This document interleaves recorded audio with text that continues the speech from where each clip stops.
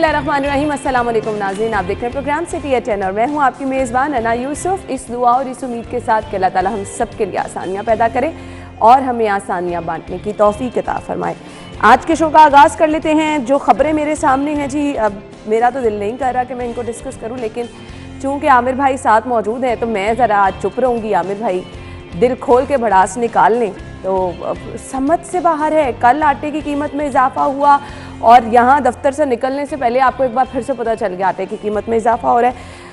और मौजूदा फिर हालात अगर देख लें, कोरोना के लोगों की समझ नहीं आ रही, केसेस बढ़ते चले जा रहे हैं।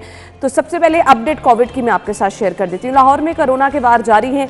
पॉजिटिविटी रेशो 12% तक रिकॉर्ड की गई है। 24 घंटों में कोरोना के 731 केसेस रिपोर्ट हुए हैं। शहर में 24 घंटों में कोरोना से फ़िलहाल अल्लाह ताला का शुक्र है कि कोई भी अफराद जो हैं वो जान बहक तो नहीं हुए, लेकिन केसेस बढ़ते चले जा रहे हैं। हमने एहतियात करनी है, यही हम सबका फ़र्ज़ भी है, रिस्पॉन्सिबिलिटी भी है और अपनी ज़िंदगी की हिफाजत के लिए ये बहुत ज़्यादा ज़रूरी भी है। सेगमेंट्स भी आज के प्रोग्राम में शामिल करेंगे। तो सबसे पहले आगाज़ करते हैं मौसम की सूरत हाल से।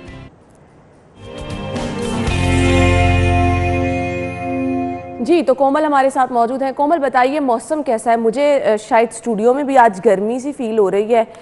जल्दी जल्दी में जब आप आते हैं काम करने के लिए तो समटाइम ऐसा भी थोड़ी देर में ठीक हो जाएगा, लेकिन बाहर का मौसम कैसा है?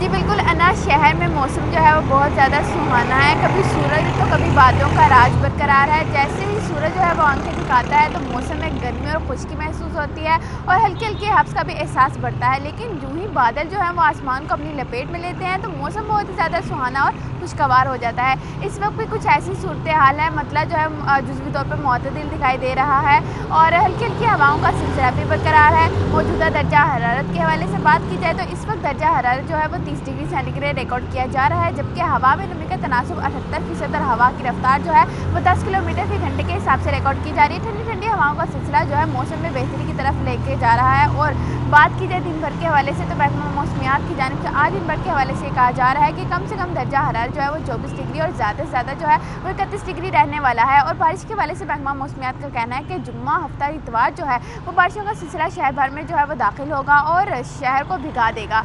और इसी तरह बात की जाए लाहौर के क्वालिटी इंडेक्स के हवाले से तो लाहौर का क्वालिटी इंडेक्स जो है वो गर्द-आलूद फिजाओं की वजह से काफ़ी ज़्यादा मुतासिर होता हुआ दिखाई दे रहा है। और आज जो है वो महकमा मौसमियात की जानिब से 20% जो है बूंदाबांदी का सिलसिला जारी रहने का इम्कान जाहिर किया जा रहा है। 20% बूंदाबांदी जो है वो हो सकती है, ये इम्कानात हैं। कोमल, थैंक यू सो मच। शहर की सूरत हाल की तरफ बढ़ेंगे। आज की पहली खबर, हुकूमत का सेहत सहूलियात बढ़ाने का फैसला फाइनली। अब पता नहीं इसको देर आयत दुरुस्त आयत कहना चाहिए कि नहीं, हमें जब कुछ होता नजर आएगा फिर हम कह भी देंगे। नई मेट्रो बसें जो हैं वो भी चलने के बारे में बातचीत की जा रही है।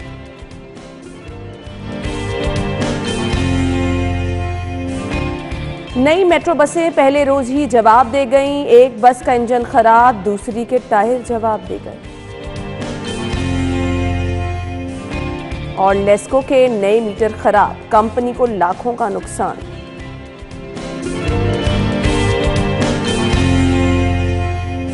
आटे का बहरान संगीन हो गया, दूध और दही की कीमतें बेकाबू।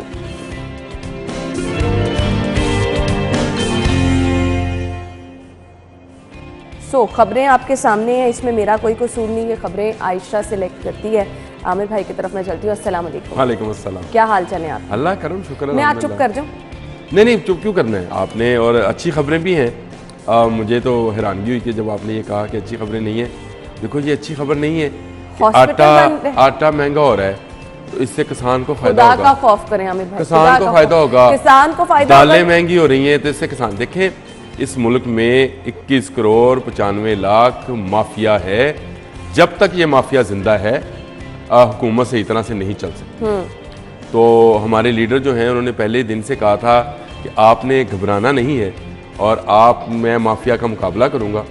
ये 21 करोड़ 95 लाख माफिया जो है, जब तक ये जिंदा है, जब इसके सांस में सांस है, ये चैन से लीडरशिप हमारी नहीं बैठेगी। इनको ख़त्म करके दम लें, ये बात याद रखें। माफिया के साथ हमारा मुकाबला है और इसकी तादाद बहुत ज़्यादा है। ये 21 करोड़ 95 लाख है। बाकी जो 5 लाख हैं वो मिलकर हुकूमत करेंगे, वो एक मिलकर इस मुल्क को तरक्की की राह पर गामजन करेंगे ना। मैं तो आपसे कह रहा हूँ कब करेंगे, कौन सी तरक्की, कौन से खाते? जब ये 5 लाख मैंने इस खबर की तरफ आना है, जब ये 5 लाख लोग मुराद याफ्ता जो है इस मुल्क के बाकी रह जाएंगे।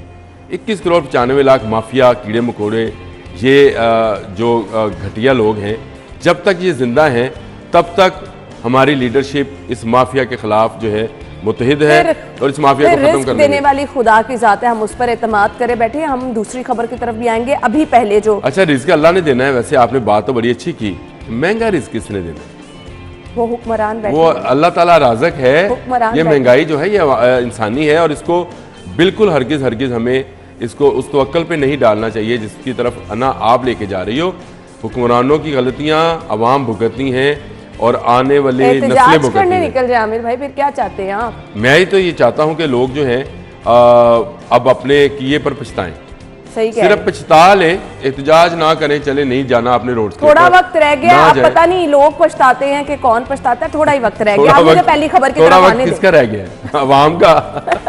अल्लाह ताला रहम करे। पहली खबर हमारे जी सेहत सहूलियात बढ़ाने का फैसला किया गया है। नारे लगाए गए थे कि जी बुलंद मेयारे जिंदगी, रोजगार के मौके, सेहत सहूलियात। हमने सेहत सहूलियात पिछला एक हफ्ता डिस्कस करते रहे हैं कि अस्पतालों में क्या क्या हालात हैं। उस पर अब खबर यह है कि सहूलियात बढ़ाने का फैसला किया गया है। पहले तो ये बता दें सहूलियात हैं कौन सी जिनको बढ़ाया जाएगा। फिर ये जो ट्रॉमा सेंटर बनाया जा रहा है, फिरोजपुर रोड पर भी अस्पताल बनना था। आमिर भाई ये माँ बच्चा सेहत प्रोग्राम को भी लेके गंगाराम हॉस्पिटल में भी एक यूनिट का इफ्तिताह किया। ये सब चीज़ें अभी तो डिले पड़ी हैं। ये नए रास्ते कौन से दिखाए जा रहे हैं? ये बहुत खबर बड़ी अच्छी है। अगर आप सिर्फ खबर को देखें, लीड को देखें तो मज़ा आता है कि ट्रॉमा सेंटर बनेगा, 1000 बेड का हॉस्पिटल बनेगा जिसमें 300 बेड का ट्रॉमा सेंटर होएगा, नई इमरजेंसी बनेगी। लीड और खबर बहुत अच्छी है, लेकिन कौन करेगा? ये तो आपका पहले दिन से दावा था, इस गवर्नमेंट के आने से पहले 2.5 साल पहले सुना गंगाराम में आप चिल्ड्रन मुझे सिर्फ एक चीज़ बताएं। ये गवर्नमेंट जिस लीडरशिप के अंडर आई उसने बहुत काम किया था अपने हेल्थ के हवाले से, इसीलिए इमरान खान को लोगों ने वोट दिए कि उन्होंने बहुत काम किया था और तवक्को यही थी कि वो हेल्थ के हवाले से काम करेंगे। इसीलिए डॉक्टर यास्मीन राशिद को लेके आए, इसीलिए वो ऐसी टीम लेके आए जिसमें बहुत सारे डॉक्टर शामिल थे। लेकिन मुझे आज आप अन्ना बता दो, आप रोज़ प्रोग्राम करती हो, रोज़ इस अखबार से, टीवी से, खबर से मुंसलिक हो, कौन सा नया हॉस्पिटल बना? बिल्कुल नहीं, कोई इन पिछले 3 सालों में जो हॉस्पिटल तो एक तरफ बुनियादी मरकज़े सेहत नहीं बना। बिल्कुल आपने सही कहा। अब उसमें अगर आप ये कहते रहे कि 1123 कनाल पर 1000 बेड का हॉस्पिटल बनाएंगे, कौन यकीन करेगा कि पिछले 3 साल में जिस हुकूमत ने एक ट्रॉमा सेंटर तो दूर की बात, एक बुनियादी मरकज़ सेहत जिसके लिए 2 कमरे चाहिए होते हैं और उस 2 कमरों को नहीं बनाया, इजाफा नहीं किया लाहौर शहर के अंदर, वो कहाँ हॉस्पिटल बनाएगी, क्या करेगी? अभी 1 साल बाकी रह गया है इस हुकूमत का, उससे अगला साल इलेक्शन का है और शायद सुनने में तो ये आ रहा है कि अगला साल ही इलेक्शन का है। बिल्कुल। तो टाइम नहीं है, ये ख्वाब हैं जो दिखाए जा रहे हैं। लाहौर को, लाहौरियों को इस हुकूमत से अभी तक कुछ नहीं मिला, मुझे कोई नई रोड नहीं मिली। भाई हमारे पास समनाबाद हॉस्पिटल देख लें, सब्जाजार हॉस्पिटल देख लें, ये हॉस्पिटल बने तो, लेकिन कभी खुदा ना खास्ता कोई इमरजेंसी की सूरत में जाता है, वहाँ पे डॉक्टर अवेलेबल नहीं होता। आपने अस्पताल बनाने के बारे में सोच रहे हैं? ये पिछली हुकूमत में बने थे, आपको ये भी याद होना चाहिए। मियां मीर हॉस्पिटल हो, सब्जाजार हो, शदरा हो, मैं नाम गिनवा सकता हूँ आपको। समनाबाद अंदरूनी शहर का हॉस्पिटल जो था वो बना पिछली हुकूमत में, इस हुकूमत में कुछ नहीं बना। अब डॉक्टर्स की बात कर रहे हैं, इस हुकूमत में वहाँ सहूलियात दे देते, डॉक्टर्स दे देते, कमरे जो बंद इमरजेंसी। ये डॉक्टरों के कंधों पे बैठ के आने वाली हुकूमत थी। यही यंग डॉक्टर्स थे जिनके साथ एहतजाज करते थे डॉक्टर यास्मीन राशिद साहबा, और यही यंग डॉक्टर्स हैं जो आज अपने किए पर पछताने। मैंने बिल्कुल प्रोग्राम के शुरू में ये बात कर दी कि अब लोग सिर्फ पछता जाएं अपने किए पर, तो शायद इससे भी कुछ भला हो जाए। लेकिन जिन चिड़ियों आमिर भाई पिछली हुकूमत पे ये इल्ज़ाम लगाया जाता था तख्तियां लगाने की तरफ, शोबाजियों की तरफ जो है वो ध्यान है, तो आप नई नई चीज़ें लाके क्या तख्तियां ही लगाना चाह रहे हैं? आप जो अस्पताल, हमने कल म्यो हॉस्पिटल, सर्विसेज हॉस्पिटल, बारी बारी एक एक हॉस्पिटल के हमने हालात बताए कि किस तरह से लिफ्ट्स ख़राब हैं, AC ख़राब है, कितने कितने साल पुरानी लिफ्ट्स हैं जो कि बंद पड़ी हैं। अगर यही अस्पतालों के हालात रहे, चिल्ड्रन हॉस्पिटल से यकीन माने परसों रात 12 मुझे कॉल आ रही है कि इमरजेंसी में कोई जानने वाले उसकी बच्ची देखने के लिए कोई मौजूद नहीं है, तो कोई आप हेल्प कर सकते हैं तो कर लें। लोगों को ये हालात है। कैमरामैन नासिर जो है वो 2 दिन हॉस्पिटल में रहा है और वो मुझे कल बता रहा था यहीं पे ऑफिस के अंदर ही कि आमिर भाई एक बेड पे 3-3 लोग हैं। तो मैं ये नहीं कहता कि पिछले दौरे हुकूमत में बहुत अच्छा था कि वहाँ 3-3 लोग नहीं थे, लेकिन पिछले दौरे हुकूमत में आपकी प्लानिंग नए हॉस्पिटल्स बनाने की है, वो उसमें बनाए 100 बेड के 4-5 हॉस्पिटल बने लाहौर के अंदर, तो उससे कुछ बर्डन कम हुआ जनाब पे, सर्विसेज पे, एमईओ पे। लेकिन इस दौरे हुकूमत में आबादी तो देखे 3 साल में बढ़ी, हाँ। लोगों के मसाइल बढ़े, लोगों की महंगाई बढ़ी, तो बीमारियां भी बढ़ी। सोचने से, टेंशन से, लोगों को किसी को शुगर, किसी को ब्लड प्रेशर, किसी को कुछ हुआ। अब बीमारियां बढ़ी तो लेकिन आपके पास ना कोई प्लानिंग थी। आपने सही कहा, हॉस्पिटल मौजूद हैं, आप उसमें डॉक्टर्स नहीं रख पा रहे हैं, आप डॉक्टर से काम ले नहीं पा रहे हैं, पैरामेडिक स्टाफ जो है वो आपसे नाराज है, नर्सिंग की तरफ चले जाएं तो वो आपसे नाराज हैं। तो मुझे ये बताएं कि ये हुकूमत कैसे चलेगी।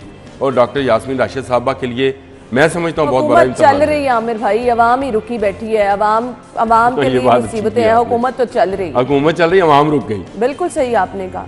अवाम का जो मेयारे जिंदगी है जिसको बुलंद करने के दावे किए गए थे वो कहाँ पर आ गया है, अवाम को सेहत सहूलियात के जो ख्वाब दिखाए गए थे वो कहाँ पर आ गए हैं, सब कुछ हमारे सामने है। मुनीर मेरे शहर पे सेब का साया है या क्या है कि हरकत तेज तर है और सफर आहिस्ता आहिस्ता। बिल्कुल हरकत तेज तर है जी। अखबारात में देखें, इनके तर्जमानों को देखें तो ऐसे लगता है जैसे पाकिस्तान नहीं है, ये कोई यूरोप के बहुत ही ऐसा मुल्क है जहाँ पे आपको सेहत सहूलत कार्ड और तरीके इंसाफ के कार्ड और पता नहीं क्या क्या ये कार्ड भी मिल रहा है। और ये कार्ड कहाँ इस्तेमाल हो रहे हैं, कभी किसी ने बताया? कभी आपने सुना हो कि इस कार्ड के जरिए किसी ने लाखों रुपए का इलाज कराया हो? अभी भी आज खैबर पख्तूनख्वा में तरीके इंसाफ की हुकूमत आए मेरे ख्याल 10-12 साल हो गए, मुझे तो ये लगता है। बिल्कुल। वहाँ से लोग इलाज कराने के लिए लाहौर आते हैं। आज चलें आप मेरे साथ हॉस्पिटल में, मैं आपको बताऊं कि कहाँ दूर दराज इलाकों से लोग लाहौर पहुंचते हैं। सही कह वो अब तो मजाक एक बन गया है कि वो जी कहते हैं नहीं बचना लाहौर ले जाओ। बिल्कुल सही बात। अब वो चीजें मैं PIC की बात करूं, दूर दराज से कहाँ से लोग वहाँ इलाज कराने के लिए आते हैं, हमेशा ये रिकॉर्ड रहा है। हर हॉस्पिटल में आप बर्न सेंटर देख ले जिना हॉस्पिटल का, तो उसमें दूर दराज से लोगों को लाया जाता है। और मैंने वो बर्न सेंटर आपने अच्छा याद कराया, विजिट किया, क्या कमाल का। जब वो नया बना था यकीन माने ऐसे लग रहा था कि आप बाहर के किसी मुल्क के बर्न सेंटर में चले गए, लेकिन वहाँ पे भी सिफारिश के बगैर इलाज नहीं हो रहा। माजरत के साथ आमिर भाई, सिफारिश के बगैर किसी का वहाँ पे भी इलाज नहीं हो रहा। असल में आपने एक बर्न सेंटर पे सारा बर्डन डाल दिया। ये अगर और बर्न सेंटर्स बनते और हॉस्पिटल्स बनते तो वहाँ पे चला जाता। मैं ये तो कहता हूँ अगर हॉस्पिटल्स बनेंगे, बर्न सेंटर्स बनेंगे तो मरीजों का जो फ्लो है, आप खुद बता रही हैं कि दूसरे शहरों से, दूसरे इलाकों से, दूसरे सूबों से लोग आते हैं, वो बढ़ जाएगा तो अस्पतालों में बोझ कम हो जाएगा, डॉक्टर्स पर बोझ कम हो जाएगा और टेक केयर ज्यादा हो जाएगी। मुझे ना इस खबर को वाइंड अप करना है, लेकिन मैं आपको ऑनेस्टली स्पीकिंग जिस हॉस्पिटल में मुझे अच्छी खबर पता चलती है ना कि वहाँ पर अद्वियात भी मिल रही हैं, वहाँ पे बड़े अच्छा स्मूथली काम चल रहा है, उसके पीछे क्या पता चलता है जी, मुखैर हजरात उस हॉस्पिटल को चला रहे हैं। गौहर एजाज़ा जैसे मसीहा जो हैं वो जिना अस्पताल में अपनी खिदमात दे रहे हैं, तो सब कुछ अच्छा चल रहा है।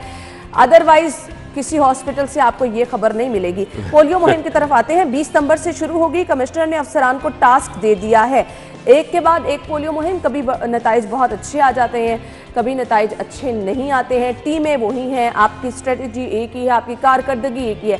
आमिर भाई कहाँ नकाइस रह जाते हैं? देखिए, कमिश्नर में बहुत एनर्जी है और मैं समझता हूँ कि कैप्टन उस्मान जो है इस टास्क को पूरा कर सकते हैं। लेकिन मेरी एक छोटी सी सजेशन है, ये मशवरा है, या आप माने या ना माने, आप लाहौर से बाहर से आने वाली तमाम ट्रांसपोर्ट के जो लोग हैं और बच्चे हैं उनको पोलियो के कतरे पिलाएं। आप बसों में भी ये फैसिलिटी? मैं वही कह रहा हूँ, जो ट्रांसपोर्ट बाहर से आती है, जो बसें आती हैं, जो ट्रेनें आती हैं, जो जहाज आते हैं, उनमें से जो बच्चे आते हैं साथ, उनको आप पोलियो के कतरे पिलाएं। और वो पोलियो के कतरे जब आप पिला लेंगे तो आप समझें कि आपने कामयाबी हासिल कर ली। आपको पता है कि लाहौर, आधा लाहौर हाली होता है ईद पर। ये लोग बाहर जाते हैं, दूसरे सूबों में जाते हैं, दूसरे इलाकों में जाते हैं, और वहाँ पे शायद इस तरह की मुहिम नहीं होती है। जब ये वापस आते हैं तो कोई इसको पूछने वाला नहीं होता। मैं ना उम्रे पे गया तो वहाँ सऊदी अरब में हमें पोलियो के कतरे पिलाए। एग्जैक्टली, एयरपोर्ट पर किसी ने कोई इतराज नहीं किया था।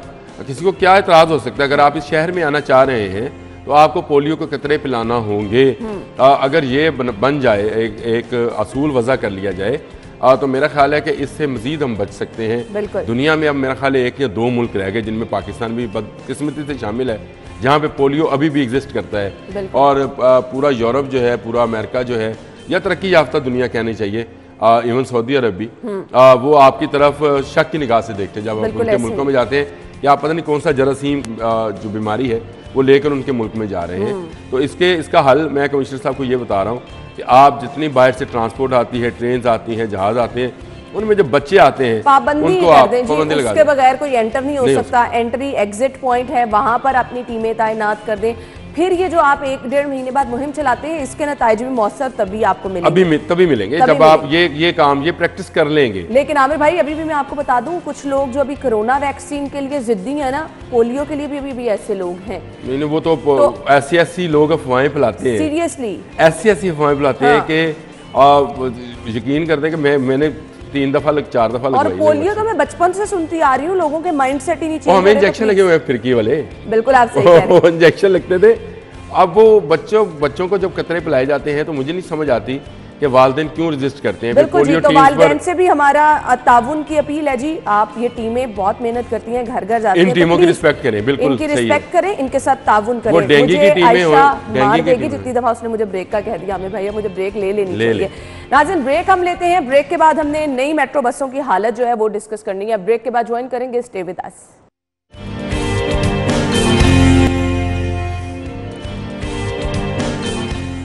वेलकम बैक नाज़रीन। और नई मेट्रो बसें पहले रोज ही जवाब देगी। आमिर भाई कह रहे थे खबरें अच्छी हैं, क्यों मैं ऐसे कह रही हूँ? ये खबरें अच्छी हैं आमिर भाई, पहले दिन ही मेट्रो बस जवाब दे गई है। कितनी जबरदस्त खबर है कि नई मेट्रो बस।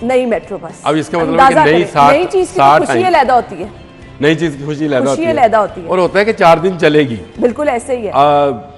लेकिन जैसे बचपन का टाइम याद आ जाता है, नई कोई भी चीज लेते थे ना, बार बार उसको खोल के देख रहे होते थे कि नई चीज है। अब बस में सफर नहीं भी करना तो नई चीज देख के दिल करता बंदा सफर करे। हम अंदरून शहर के रहने वाले हैं, तो किसी जमाने में ना दुबई से आने का बड़ा रुझान था। लोग दुबई से कमा के आते थे, बेचारे मेहनत मजदूरी करते थे, यहाँ पे आके ना वो एक घड़ी बांधते थे गोल्डन कलर की। अच्छा, बार बार उसके ऊपर टाइम देखा करते थे। नहीं, हम लोग ये मजाक बनाया करते थे। और ये हुकूमत तो शायद ये टाइम देखने वाली भी नहीं है। बड़े अफसोस के साथ कहना पड़ता है कि जिस कंपनी से बसें ली गई उसके म्यार को जांचा नहीं गया। अगर जांचा गया है तो फिर टीम ने कहीं ना कहीं किसी न किसी जगह पे जांचने वाली टीम ने, मुझे लगता ये है कि इसमें कोई किकबैक्स है। ये तो अगर पहले दिन में ही बस खराब हो जाए और इस तरह खराब हो जाए कि खुल जाए और टायर उसके जवाब दे जाए, तो इसका मतलब है कहीं ना कहीं टायर भी जवाब दे गए। इसका मतलब ये है कि कहीं ना कहीं किसी न किसी ने अपनी जेबें भरी हैं। हुकूमत को इसकी तहकीकात करानी चाहिए। कौन लोग थे जिन्होंने इस कंपनी की सिफारिश की थी कि इनसे बसें ली जाएं। फिर माजी की बसें बेहतर नहीं थी, अब आके उनके साथ ये सब कुछ हो गया। वो भी इसलिए हुआ कि आपने मेंटेनेंस जो है उसके लिए आपने बाहर से पुर्जे नहीं मंगाए थे। बिल्कुल। और दूसरा आमिर भाई, ट्रैक भी बहुत खस्ता हाल हो चुका है। और शहबाज शरीफ साहब वैसे तो मांगने में कोई और मशहूर है, लेकिन शहबाज शरीफ साहब जो है वो भी बसें मुफ्त में ले आए थे। हाँ, बिल्कुल। कुछ बसें मुफ्त में आई थी। बिल्कुल आपने सही कहा। बिल्कुल। तो ये चीज़ें जो है ये देखना चाहिए कि उनकी मेंटेनेंस नहीं हुई, ट्रैक ठीक नहीं रखा गया। और अब ये नई बसें आई हैं तो इसकी मैं समझता हूँ कि तहकीकात होनी चाहिए और बड़े पैमाने पर होनी चाहिए। हुकूमत खुद ऐलान करे, नहीं तो नया भी ऐलान करे। एक दिन में बस का ये हाल हो जाए कि उसका इंजन ख़राब हो जाए, कि एक बस का दूसरी के टायर जवाब दे जाए, तो मेरा ख्याल है कि ये काबिल गिरफ्त होनी चाहिए। वो लोग जो कि इसमें से किकबैक्स ले चुके हैं या ले रहे हैं या आगे आने वाले दिनों में लेंगे, उनको निशान इबरत बनाया जाए। मैं नहीं समझता कि कोई कंपनी जो है वो अपना नाम इस तरह से बदनाम कर सकती है। ये ज़रूर इसमें किसी न किसी ने कोई ना कोई पैसा लिया है। और कभी हम देखा करते थे, वो एक प्रोग्राम लगता था 50-50, हमारे बचपन की बात है वैसे तो। हाँ। उसमें वो केले बेच रहा होता है, तो एक पुलिस वाला आता है, उसे मुफ्त में केले ले जाता है। एक जो कारपोरेशन का बंदा है वो मुफ्त में, तो केलों का रेट वो जो है आहिस्ता आहिस्ता बढ़ाना शुरू करता है और आखिर में वो एक केला 10 रुपए का बेच रहा होता है। अच्छा, एक केला 10 रुपए का। तो वो मैं जो 10 रुपए दर्जन में मिलता था। हाँ। तो ये बात है कि हमारे यहाँ पे ये जो रिश्वततानी है, ये जो करप्शन है, ये जो किकबैक्स हैं, इनका इलाज होना चाहिए। ये गवर्नमेंट कोई भी हो, नहीं हो सकता।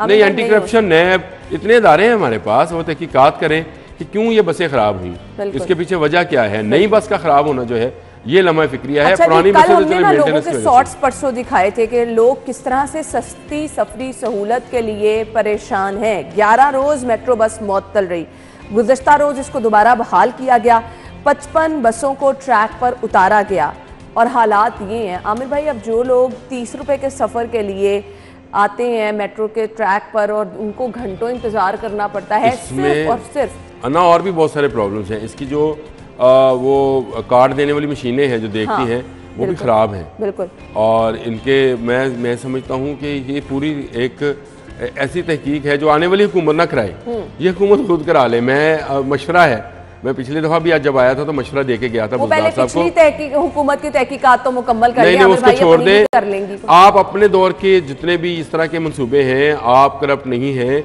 आप इस दौर के जो मंसूबे हैं उनमें जो होने वाली करप्शन की अगर तहकीकात खुद करा लेंगे तो मेरा ख्याल है बचत है और लोगों का टाइम बचेगा और आने वाली हुकूमत का टाइम भी बचेगा, वो आपकी होगी या किसी की भी होगी। टाइम बचा के बड़ा कोई अच्छा काम कर लेना, ना बचाएं आप टाइम। अच्छा, अब मुझे उम्मीद जो दिलाई गई थी, मैं यकीन माने ज़रूर सोच रही थी कि मैंने ज़रूर एक दफ़ा सफ़र भी करना है। ये जो इलेक्ट्रिक बसें उतारने का दावा हुकूमत कर रही है, कुछ ही देर में आ रही हैं, कुछ ही देर में आ रही हैं।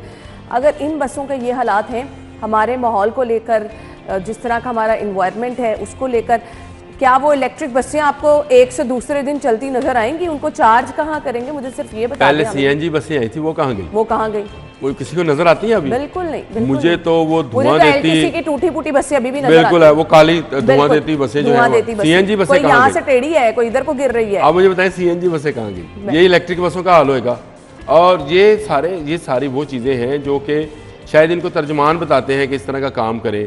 आप बहुत ज्यादा अपनी इश्तिहारबाजी करें, तस्वीरें उतरवाएं, यहाँ तो बारिश हो जाए, पानी इतना खड़ा हो जाता है, उन चार्जिंग वाली बसों का क्या हाल होगा आमिर भाई? मैं नहीं, वो बहुत सारी चीजें हैं, वो सिर्फ इस चार्जिंग वाली बसों का मामला है। आपके पास बिजली कहाँ है? बिजली कहाँ है? सही कह रहे हैं आप। आपके पास बिजली नहीं है, आपके पास बहुत सारी चीजों का अभी इंफ्रास्ट्रक्चर ही मुकम्मल नहीं है।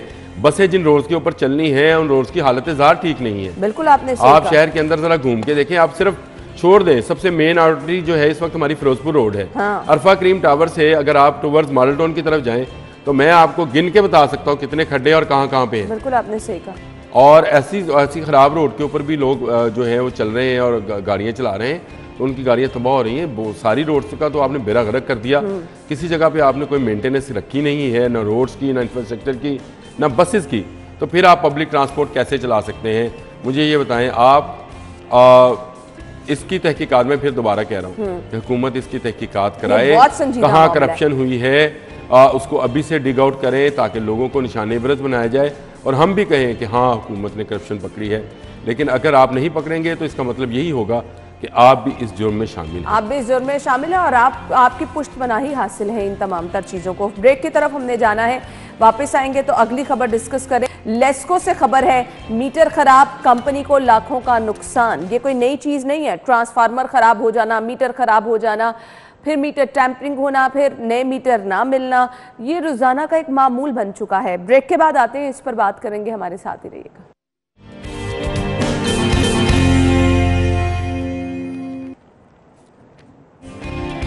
एक बार फिर से आपको खुशामदीद कहेंगे और अगली खबर जो हम डिस्कस करने वाले हैं, तब्दील करने के लिए खरीदे गए मीटर भी खराब निकले, लेस्को को भारी नुकसान, अफसरान परेशान। ये अफसरान किस तरह से मीटर खरीदारी करते हैं?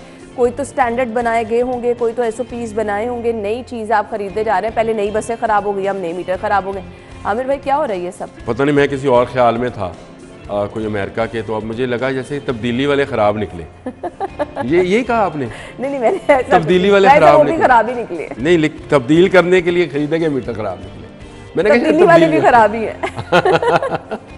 देखो ये तो कंपनी को क्या नुकसान होना है, जो लोगों को नुकसान हो रहा है खराब मीटर्स की वजह से, और ऐसे मीटर्स की वजह से जिनकी क्वालिटी कंट्रोल भी नहीं है, और ऐसी कंपनीज को ठेका दिया जाता है। मैं वही बात करूंगा दोबारा कि किकबैक्स हैं इसके अंदर। अब ये कंपनी का नाम भी ट्रांसफर पावर इंडस्ट्रीज लिखा हुआ है, जिससे ये मीटर लिए गए और मीटर लगाने से पहले ही खराब है। हाँ। तो कंपनी को क्या नुकसान होगा, तो वापस कर देगी इसको।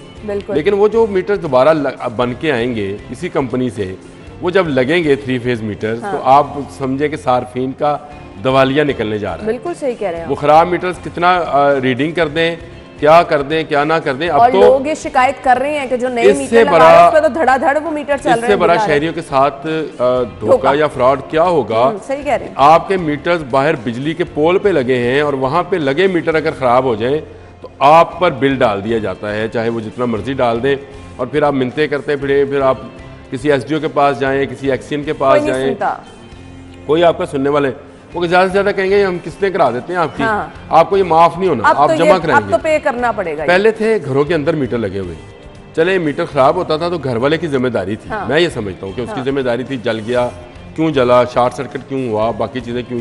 अब तो मीटर आपने पोल पे लगा दिए, मेरे घर से मतलब 60 फुट दूर मीटर लगा है, अगर वहां लगा हुआ मीटर खराब होता है तो उसमें मेरा क्या कसूर है, सारफ का क्या कसूर है, ये कुछ समझा दे, ये हमें बता दे कि ये क्या कुलिया है, क्या तरीक़ेकार है, और फिर आप जो है 30 दिन का या 1 महीने का बिल भेजने की बजाय 37 दिन का भेजते हैं, और जो टैरिफ है वो कहाँ का कहाँ। कल मैं खबर देख रहा था तो मैं हैरान था कि कैसे कैसे जहन बैठे हैं यहाँ पे कि अगर 37 दिनों का बिल भेजा जाएगा तो 600 पर डे जो है वो आपको इजाफी देना पड़ेगा सार्फिन को।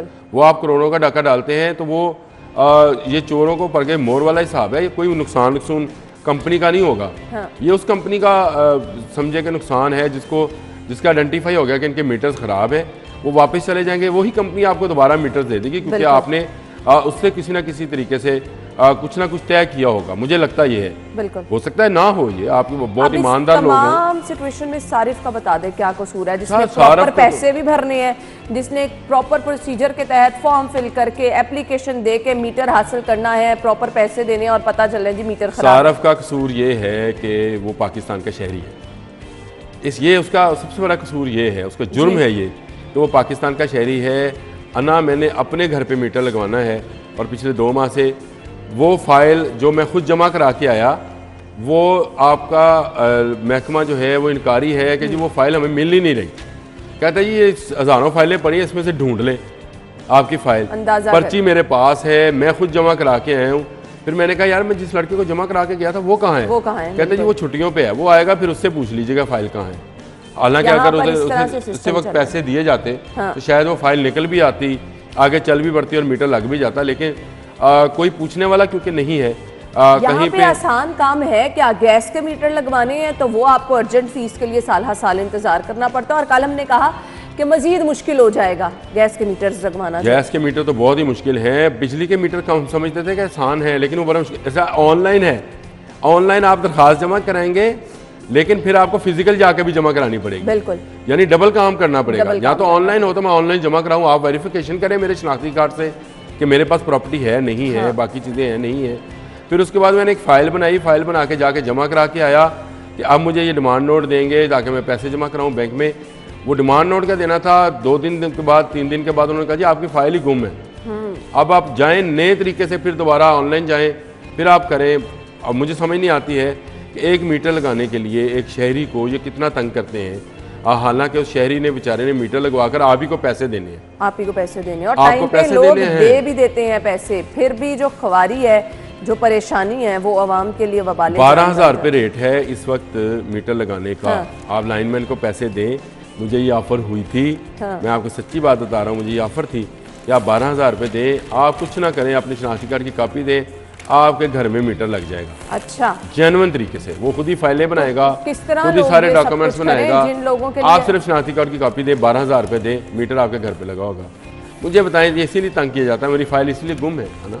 सही, वो जब मिलेगी तब मीटर बनेगा, फाइल भी मिल जाएगी, और अब जब मीटर लगेगा वो भी मेरा ख्याल है खराब ही लगेगा। हाँ, सही बात है। अब तो मुझे ये भी खर्चा हो गया, लेकिन जल्दी काम कराना है तो यहाँ पैसे देके सारे काम हो जाते हैं। खैर, कुछ अच्छा भी किया जा रहा है। लाइन और लेन की खिलाफ वर्जी पर ट्रैफिक पुलिस का जनरल होल्ड अप आगाही मुहिम चलाई गई।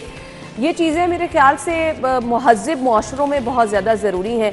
हम लोग खुद ही इनकी मिसालें कायम करते हैं, बाहर के ममालिक की मिसालें बहुत सारे लोग देते हैं, ड्राइवर हजरात जिस तरह से वहाँ पर बहुत ही ज़्यादा केयर के साथ ड्राइविंग करते हैं। हम यहाँ पर ड्राइविंग अपनी जान के लिए अच्छी तरह से नहीं करते हैं, अपनी जान की हिफाजत के लिए कैमरों के डर से करते हैं। अच्छा, इसमें ट्रैफिक वाले मामले में ना बाहर की मिसाल ना दिया करें, वहाँ कारें हैं सिर्फ, वहाँ चिंची हैं। हाँ, सही कह रहे हैं आप, वहाँ स्लो मूविंग आपके पास गदा गाड़ियाँ, बैल गाड़ियाँ, घोड़ा गाड़ियाँ, और ख़राब बसें ये चलती हैं, आमिर नहीं भाई, चलती मैं खुद हैं। गाड़ी ड्राइव करती हूँ, जिस तरह से बाइकर्स यहाँ से गुजर रहा है, कोई यहाँ से गुजर ये वहाँ नहीं है जिसकी आप मिसाल देना हाँ। चाह रहे थे। मुझे ये बताएं, ये लाइन और लेन छोड़ दें भाई, ये लोग पाबंदी करते हैं, जिनके पास कारें हैं वो तो कम से कम जरूर पाबंदी हाँ। करते हैं। जब से सेफ सिटी के कैमरे लगे हैं, मैं वो बहुत कह सारे रही हूँ, लोग डर से करते हैं। आप मुझे बताएं, ये जो चिंगचीज हैं इनके पीछे नंबर प्लेट्स क्यों नहीं? चले, ये छोटा सा बुनियादी सा सवाल है। हाँ। उसका जो ड्राइवर है उसका लाइसेंस कहाँ है? किसने उस बच्चे को 12 साल 14 साल के बच्चे को इजाजत दी कि वो एक 6 सवारियों की जान को खतरे में डालकर सही, आपने चिंगची बहुत अच्छा चलाए? पॉइंट उठाया, बिल्कुल आप अब सही कह रहे हैं। लाइन है, लेन है, ये सब ड्रामेबाजी है, ये और फ्रॉड ये है। चीजें तो उनको पता भी नहीं, उनके वहमो गुमान में भी नहीं। वहमो गुमान। वहमो आप मुझे गुमान। बताएं, चिंगची वाला कहाँ लिहाज करता है? आप बिल्कुल नहीं, आपकी बिल्कुल लाइन का उसको पता है, उसकी ना नंबर प्लेट है, ना उसका चलान होना है, ना उसको सेफ सिटी के कैमरों ने पकड़ना है, ना उसको किसी ट्रैफिक वार्डन ने रोकना है। किसी चिंगची वाले को नहीं रोकते। वो 6 सवारियां बिठाए, 8 बिठाए, वो लोगों की जान खतरे में डाले। उसकी कंडीशन क्या है, उसकी एमओटी हुई है नहीं हुई है, जहाँ ये बाइक है पे वो वो खुद मसले। बैठा, उसके पीछे 3 लोग 4 लोग पीछे बच्चे लटकाए हुए हैं। ये वो लाइन और लेन वाली जो है ना, ये पुराने ड्रामे हो गए, फूल देने वाले। ये पुराने में लोग करते थे, ये हम चौराहों पे फूल देंगे, साथ में आगाही मुहिम चलाएंगे। कोई आगाही मुहिम नहीं है। अच्छा, आप माजरत सीधी के सीधी साथ मेरे जब लिए आप टाइम के लिए थोड़ी सी मुहिम चलाए ना, उसका इम्पैक्ट भी कोई नहीं जाता। ना, मैं ये कहता हूँ, मेरे लिए आगाही मुहिम ये है कि मैं कल जब रोड पे जाऊँ तो तमाम चिंगचियों के नंबर लगे हुए। हाँ, बिल्कुल मेरे लिए सही आगाही मुहिम तो ये है कि ओए, ये है। इनको भी लगे, मुझे भी लगाएं। बिल्कुल। आपने सिर्फ जुर्माने किए, अब सारे लोग वो बेल्ट लगाते हैं, ड्राइवर सीट वाले बेल्ट लगाते हैं ना, सब लोग लगाते हैं। बहुत कम लोग लगाते नहीं, हैं। सब लोग मैंने देखा है। मैंने मेरा बहुत ड्राइवर जो है वो खुद लगाता है बेल्ट। अब आप मैंने लोग, उसको नहीं कहा। आप लोग अपनी मिसाल अगर दे रहे हैं तो बहुत कम लोग, आमिर भाई, ऐसे है, मैंने रोड पे हमने इन्होंने observe जुर्माने किए। किए थे, लोगों ने लगाना शुरू हो गया। हाँ। लाइन लेन की पाबंदी शुरू हो गई जब से परवेज लाई साहब ने ये नई ट्रैफिक पुलिस इंट्रोड्यूस करवाई थी, जिनकी वर्दियाँ चेंज, ना सिर्फ वर्दियाँ चेंज की थी बल्कि इनके ग्रेड भी चेंज हुए थे और इनकी एजुकेशन भी चेंज हुई थी। हाँ।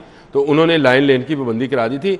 आप सिर्फ चिंगची की पाबंदी करा के दिखा दें मुझे कि चिंगची जो है उसके नंबर प्लेट्स लग जाएं, उसकी गाड़ी की एमओटी हो जाए, उसका थोड़ा सा कम उम्र ड्राइवर्स को भी कंट्रोल करना, उसका आमिर भाई, कंट्रोल करें, मोटरसाइकिल्स पे, उसके बाद लाइसेंस है नहीं हाँ। है, आप चेक करना तो शुरू करें।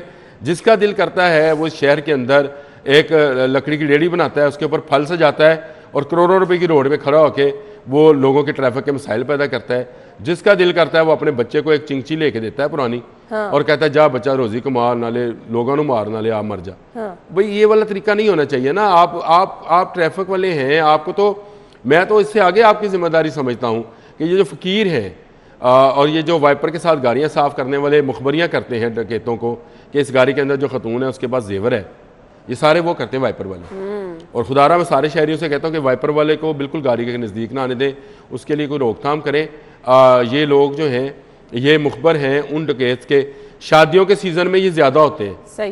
ये अभी आगे सर्दियाँ आने लगी हैं, शादियों का सीज़न आ जाएगा और आप देखिएगा कि ये जो गाड़ियाँ साफ़ करने वाले हैं और शादियों के आप सीज़न सही में कह रहे हैं, हर इशारे पर आपको ये लोग मिलते हैं, हर इशारे पे मिलते पे हैं और ये फिर साइड पर होकर बताते हैं ये गाड़ी का नंबर है, इस तरफ गई है, और उसके पीछे मोटरसाइकिल वाले लगते हैं और आगे किसी जगह अंधेरी जगह जाकर वो बिल्कुल। गाड़ी लुट जाती है, बिल्कुल। जिसमें जेवर पहना होता है औरतों ने। बस जी, ये तो हालात है, अल्लाह ताला रहम ही करे। लेकिन हमने बात शुरू की थी कि लाइन और लेन की पाबंदी, आमिर भाई की बहुत वो आपने ज़बरदस्त अच्छी तजवीज़ खबरें है, की। इस पर जो है अमल होना चाहिए। अब हमने आना है महंगाई के तरफ, और बात कहाँ से शुरू होगी कहाँ ख़त्म होगी? महंगाई नहीं ख़त्म होगी। इस पर आते हैं, ब्रेक लेते हैं, ब्रेक के बाद आएंगे, हमारे साथ ही रहिए।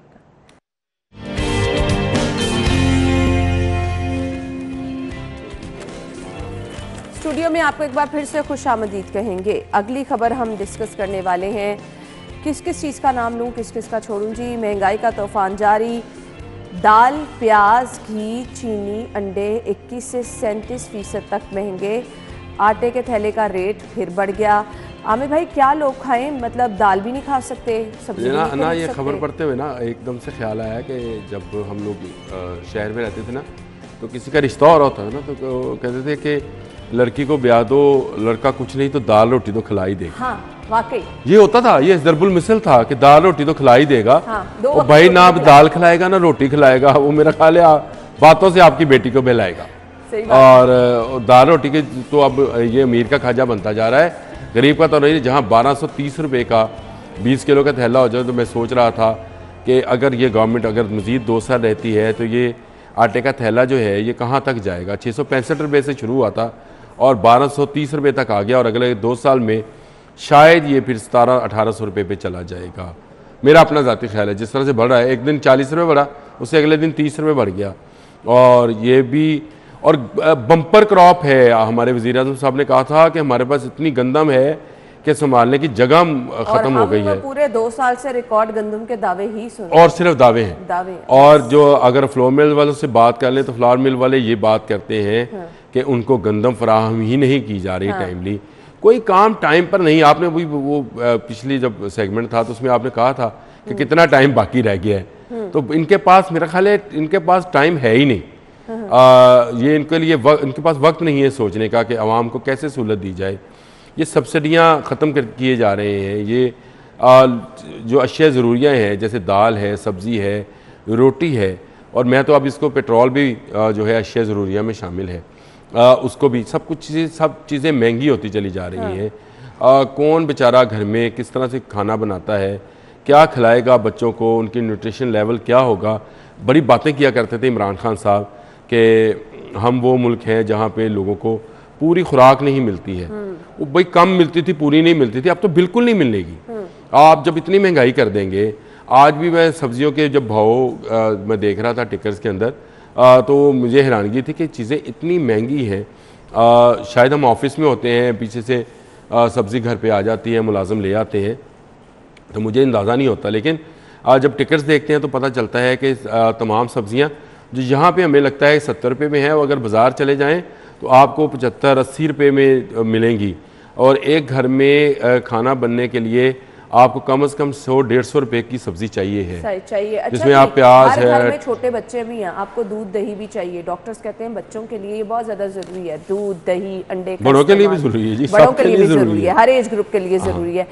आप मुझे सिर्फ ये बता दें, दूध दही कोई इस्तेमाल नहीं कर सकता, अपने बच्चों के लिए अंडा कोई अफोर्ड नहीं कर सकता। अगर किसी के घर 6 से 7 लोग एक फैमिली के हैं, जो कि नॉर्मली तादाद होती है, नाश्ता कोई नहीं अफोर्ड कर पाएगा, सब्जी कोई नहीं खरीद पाएगा, मुझे बताओ आटा कोई नहीं खरीद पाएगा ना। दूध जो है आप ये तो छोड़ दो कि चलो कितने का मिल रहा है, मैं तो ये कहता हूँ क्या दूध खालिस भी मिल रहा है? बिल्कुल नहीं। कितना अरसा हो गया आपने सुना कि नाकों के ऊपर दूध को रोका गया और फूड अथॉरिटी वालों ने उस पर कार्रवाई की और इतने मन दूध ज़ाया कर दी। ये खबरें हम सुना करते थे। बिल्कुल सही कहा। अब नहीं है, अब कोई चेकिंग नहीं है। वो फूड अथॉरिटी मेरे ख्याल है कोई टीवी स्टेशन, कोई रेडियो स्टेशन, कोई अखबार, कोई मैगजीन, कोई इस तरह की चीज़ें बनाने में लग गया है। वो फूड अथॉरिटी भी कमाई के नए नए तरीके ढूंढ रहा है। वो बिल्कुल इस तरफ नहीं है कि लोगों को क्या खुराक मिल रही है। क्या कभी किसी रेडी बान को जो चने बेचता है, क्या उसको किसी ने चेक किया कि उसके बर्तन साफ़ है नहीं साफ़ है? फूड अथॉरिटी वालों ने कभी किया हो? बिल्कुल कभी आपके जहन में आयो?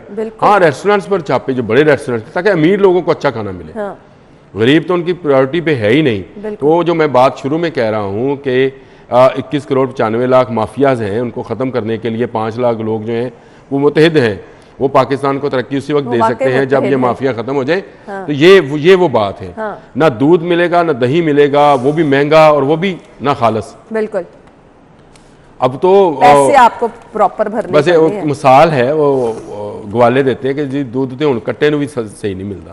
बिल्कुल सही कहा। उसको भी टीके वाला, इंजेक्शन वाला मिल रहा है ना, वो भी उसमें भी आप उसको जहर आलूद दूध जो है वो पिला रहे हैं। बिल्कुल। तो आपकी सेहत कहाँ जाएगी, आपकी इम्यूनिटी लेवल कहाँ जाएगा? आप देखें कि हर शख्स जो है वो आपको बीमार, पज़मुर्दा, और उसके चेहरे पे अजीब सी पेलाहट आपको, मेरे चेहरे समेत, मैं ये नहीं कहता मैं रियलिटीज हैं जो हम बता रहे हैं, हम एक्सपीरियंस करते हैं, अपने इर्द गिर्द वाले लोगों में देखते हैं। आपका न्यूट्रिशन लेवल ठीक ही नहीं है। आप तो अक्सर बुलाती हैं न्यूट्रिशनिस्ट को, और जब वो बता रही होती है तो वो जो चीजें बताती है ना, मैं हंस रहा होता हूँ। वो कोई नहीं अफोर्ड कर सकता, अफोर्ड ही नहीं कर सकता। वो पता नहीं चेडर चीज में ये डाल दें और उसमें ऑलिव ऑयल का तड़का लगा लें। कौन ड्राई फ्रूट, कौन बादाम अफोर्ड कर सकता है, कौन अंडा दूध दही का इस्तेमाल पॉसिबल ही नहीं है। खैर, ये तो सब कुछ हो रहा है, ये ग्राउंड रियलिटीज है। लेकिन एक मुज़हका खेज चीज है जी, बेरोजगारी खत्म करने की बात की जा रही है। 9 अरब खर्च किए जाएंगे, कब होंगे आमिर भाई? ये जिनको 9 अरब रुपया दिया जाएगा उनकी बेरोजगारी खत्म हो जाएगी।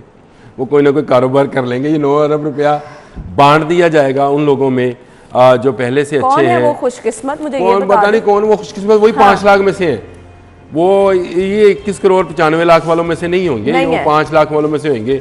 ये हमेशा होता रहा है। आप मुझे बताएं कहाँ गई वो नौकरियाँ, 1 करोड़ नौकरियाँ, 50 लाख घर, कहाँ गए? 3 साल गुजर गए, किसी को अगर एक ईंट भी मिली है तो मुझे बताए। लोगों के पास था वो भी छीन लिया गया, चला गया लोगों के पास से। अब लोगों के पास चला नहीं गया, छीना गया। चले वही समझे छीना गया है, छीन लिया गया। अब लोग खाली हैं। हाँ, खाली जेब बैठे हैं बेचारे, सोच रहे हैं कि वो क्या खाएं और क्या ना खाएं। जहाँ इतनी महंगाई है, आए दिन घी बढ़ जाता है, आए दिन दाल चावल चीनी आटा क्या है जो महंगा नहीं हो रहा। तो मैं ही समझता हूँ कि ये हुकूमत के लिए लम्हा फ़िक्री है। और अगर अगले इलेक्शन में जाना है फिर मशवरा है कि खुदारा लोगों के लिए आसानियाँ पैदा करें। और वो बात जो अना अपने हर प्रोग्राम के शुरू में कहती हैं कि आप लोगों में आसानियाँ बांटें ताकि अल्लाह ताला आपके लिए आसानियाँ पैदा करें। बहुत समझने की चीज़ है, ये समझने की चीज़ है। इसको समझा जाए तो आपका फ़ायदा है और हुकूमत का फ़ायदा है। लेकिन शायद हुकूमत के कान आँख नाक बंद होते हैं, कम है और मुकाबला सख्त है। हुकूमत के इर्द गिर्द जो है वो ऐसे लोग होते हैं जो खुशामदी होते हैं, जो कहते हैं जनाब आप अपनी इश्तहारबाजी करें, देखें लोग, आप उस लोगों को यकीन आ जाएगा कि आपने इतने 1000 किलोमीटर रोड्स बनाई है। बिल्कुल, लोग सफ़र करते हैं रोड्स के ऊपर, उनको पता है किसने बनाई है किसने नहीं बनाई। हाँ, बिल्कुल आप सही कह रहे हैं। तख्तियाँ लगाने से कुछ नहीं हो जाना, लोगों को सब कुछ पता है और अब लोगों में वाकई बहुत शऊर आ चुका है। अब वो इल्ज़ाम चाहे आप हमारे पे लगा दे कि हम माइक लेके बाहर निकलते हैं तो लोग ये बोलते थे। खैर, thank you so much Aamir भाई, बहुत बहुत शुक्रिया। नाज़रीन, ब्रेक के बाद हमने आसिम रज़ा साहब से रब्ता करना है और ये जो आटे की बढ़ती हुई कीमतें हैं इसके पसे पर्दा मुहर्रिकात क्या हैं और आटा अब जो मार्केट से गायब हो जाएगा कौन इसका रिस्पॉन्सिबल है। ब्रेक के बाद इस पर बात करेंगे। हेडलाइंस के बाद हम आपको ज्वाइन करेंगे, हमारे साथ ही रहिएगा। स्टूडियो में आपको एक बार फिर से खुश आमदीद कहेंगे प्रोग्राम के इस हिस्से में। जी, आटे का बहरान जो कि संगीन होने जा रहा है, हो चुका है, उसकी असल वजूहात क्या है। हुकूमत का दावा ये था कि जी उनके पास रिकॉर्ड गंदम मौजूद है, उसके बावजूद हर गुजरते दिन के साथ हमने देखा कि आटे की कीमत में इजाफा हुआ। असल वजूहात क्या हैं, पसे पर्दा मुहर्रिकात क्या हैं, ये जानना बहुत ज़रूरी है। 2 रोज़ में 70 रुपये आटा महंगा हुआ, 20 किलो थैला 1230 रुपये का हो गया, 10 किलो का थैला 615 रुपये में फ़रोख्त हो रहा है। फी मन कीमत भी बढ़ गई है। महकमा खुराक इस पर खामोश है। क्यों महकमा खुराक खामोश है? आम आदमी जाए तो कहाँ जाए जिसने 2 वक्त की रोटी अपने बच्चों के लिए कमानी है। इतना महंगा आटा वो किस तरह से खरीदे, किस तरह से अपने बच्चों का पेट पाले, किस तरह से गुजर बसर करे। और आटा महंगा होने के बाद उसके बाद जब आपने बाकी घर की ज़रूरियात पूरी करनी है तो किस तरह से आप अपना घर चलाएंगे, मैनेज करेंगे। ये कीमतों में इजाफा समझ से बाहर है। Chairman Punjab flour mill association Asim Raza साहब ने हमें ज्वाइन किया, उनकी तारीफ बढ़ेंगे हम। अस्सलाम वालेकुम जी, क्या हाल चाल है आपके? जी आसिम रज़ा साहब, आप सुन पा रहे हैं हमें? जी, आसिम रज़ा गुजारिश ये है। जी कहिए। जी आप बताइए प्लीज। मैं आपसे सबसे पहले तो ये जानना चाहूंगी, आप लोग क्या वजूहात समझते हैं ये जो हालिया आटे की कीमतों में इजाफा हो रहा है, क्यों हो रहा है, क्या वजह है इसकी? देखिए, जिस टाइम भी मार्केट में एक सर्टेन लेवल से प्राइसेस ऊपर जाती थी आटे की, तो हमेशा गवर्नमेंट इंटरवीन करती है और उनकी इंटरवेंशन गंदम के इजरा से होती है। वो फ्लोर मिल्स को गंदम देते हैं जिससे मार्केट नॉर्मलाइज हो जाती है।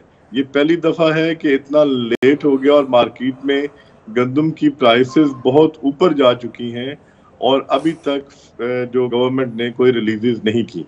यही वजह है कि आप कह रहे हैं अभी तक गवर्नमेंट ने कुछ नहीं किया। आप जिम्मेदारी क्या गवर्नमेंट पर डाल रहे हैं? इसकी रिस्पॉन्सिबल क्या गवर्नमेंट है? देखें, जब इजरा हो जाएगा तो ऑटोमेटिकली मार्केट नीचे आएगी, लेकिन अभी तक चूंकि गवर्नमेंट ने इशू शुरू नहीं किया, इसलिए ओपन मार्केट में जिनके पास स्टॉक्स थे वो नाजायज मुनाफाखोरी में समझूंगा कि इस टाइम पे कर रहे हैं। देखें, 1800 रुपया सरकारी रेट था गंदम की खरीदारी का, किसी ने 1900 में खरीदी होगी, लेकिन आज के दिन 2200 रुपया रेट बन गया और ये सिर्फ 2 से 3 महीने का स्पैन है। तो इससे आसिम रज़ा साहब, आप चेयरमैन हैं पंजाब फ्लोर मिल एसोसिएशन के, आपका किरदार क्या है? ये बढ़ती हुई कीमतें आप क्या समझते हैं, इसका रिस्पॉन्सिबल कौन है? आप इस पर कोई एक्शन लेने को तैयार क्यों नहीं है? देखिए, हमारा जो काम है वो होता है कि जिस टाइम पे जो मार्केट की सूरत हाल चल रही हो, हम गवर्नमेंट को इन टाइम आगाह करें। और आज से 20 दिन पहले हमने गवर्नमेंट को एक लेटर लिखा था जिसमें बड़ा वाज़ेह लिखा था कि गवर्नमेंट को इंटरवेंशन करनी चाहिए, मार्केट में वीट रिलीज करनी चाहिए अगर ये वीट अभी रिलीज ना की गवर्नमेंट ने तो गई, इंटरवेंशन नहीं की, तो आप क्या सर अब इंतजार करते रहेंगे, हाथ पे हाथ रख के बैठे रहेंगे? मैडम बात ये है मिस के हमारा जो मामला है, हमें तो जिस रेट पे गंदम मिल रही है हम आटा आवाम को दे रहे हैं, जी। हमने इसको नहीं रोका। ये तो हुकूमत का काम है कि वो जिस रेट पे आवाम को आटा खिलाना चाहे वो खिलाए।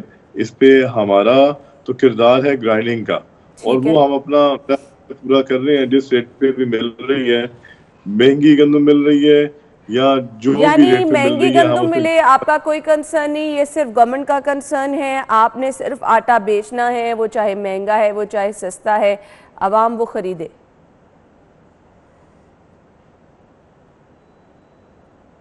आटा हमारा काम तो मार्केट में आटा देना है, ग्राइंड करके हमारी फ्लोर मिल रहे हैं, हमने से ग्राइंड करना और मार्केट में। आगे हुकूमत का है कि हुकूमत किस लेवल पे किस रेट पे आवाम को आटा चलें देना जी, ये तो हुकूमत की जिम्मेदारी है। आटे का बहरान अगर आ जाता है, जो कि कहा जा रहा है कि संगीन हो सकता है कीमतों में इजाफे की वजह से जो मुसलसल हो रहा है, तो फिर इसका रिस्पॉन्सिबल भी आप क्या हुकूमत को ही कहेंगे?